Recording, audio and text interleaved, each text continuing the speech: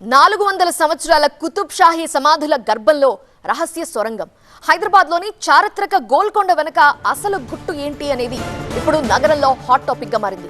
సుమారు 400 ఏళ్ల చరిత్ర కలిగిన కుతుబ్ షాహీ సమాధుల ప్రాంగణం, దానికి ఆనుకుని ఉన్న క్రీడా మైదానంలో గుట్టు చప్పుడు కాకుండా సాగిన అక్రమ తవ్వకాలు సంచలనం కలిగిస్తున్నాయి. ఈ తవ్వకాల్లో ఏకంగా ఒక రహస్య సొరంగం బయటపడటంతో చర్చనీయాంశంగా మారింది.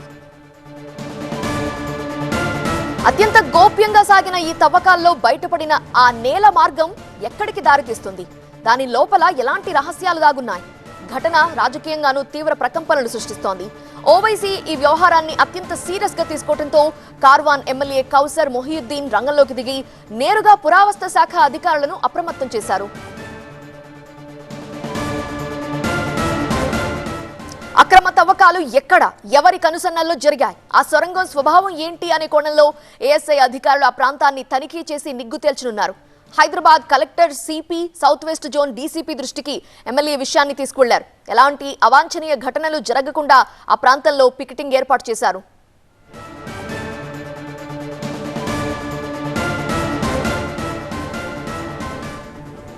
ఈ రహస్య సొరంగం వెనుక ఉన్న అసలు గుట్టు తేలాలంటే పురావస్తు శాఖ పూర్తి స్థాయి విచారణ, తనిఖీల తరువాత మరిన్ని నిజాలు వెలుగులోకి వచ్చే అవకాశం ఉంది. మరింత సమాచారం మా కరెస్పాండెంట్ శ్రవణ్ అందిస్తారు. గోల్కొండలోని 400 ఏళ్ల పురాతన ప్రాంతంలో తవ్వకాలు జరిగాయి. ఈ సోషల్ మీడియాలో కొంత వైరల్గా మారడంతో అసలు ఏం జరిగింది అనేటువంటి అంశం తెర మీదకి వస్తుంది. ప్రస్తుతం మనం గోల్కొండ పరిసరాల్లోనే ఉన్నాం. ఇది 18 సిడి అనేటువంటి ప్రాంతం అని చెప్తారు. ఈ 18 సిడి ప్రాంతంలోనే పెద్ద సొరంగం తవ్వారు అనేది సోషల్ మీడియాలో వైరల్ అవుతుంది. ప్రస్తుతం మనం ఇవే దృశ్యాలు స్పాట్లో ఉన్నాం. ఎగ్జాక్ట్గా ఇదే సొరంగం. ఇక్కడి నుంచి వేరే రూట్కి వెళ్లేందుకు ఇది తవ్వారు అనేది కొంత స్థానికంగా ఉన్నటువంటి చర్చ. సో దానిపైన ఇంకా క్లారిటీ రావాల్సి ఉంది. ఆర్కియాలజీకి సంబంధించినటువంటి అధికారులు రేపు వచ్చి అసలు ఇది ఎందుకు తవ్వారు, ఎవరు తవ్వారు, తవ్వాల్సినటువంటి అవసరం ఏమొచ్చింది అనేటువంటి అంశం పైన విచారణ చేపట్టనున్నట్లు మనకున్నటువంటి సమాచారం. సో ఇది ఒక్కసారిగా నిన్న ఇక్కడ ఉన్నటువంటి ఆర్మీకి సంబంధించిన వాళ్ళు తవ్వకాలు చేపడుతున్నప్పుడు స్థానికంగా ఉన్నటువంటి వాళ్ళందరూ కూడా అపోజ్ చేశారు.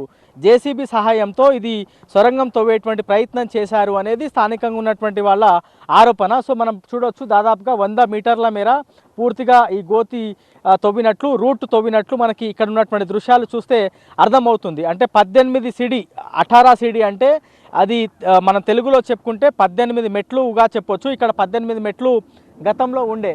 సో ప్రస్తుతం ఈ 18 మెట్లకు సంబంధించినటువంటి ప్రాంతంలోనే ఈ తవ్వకాలు జరిగాయి.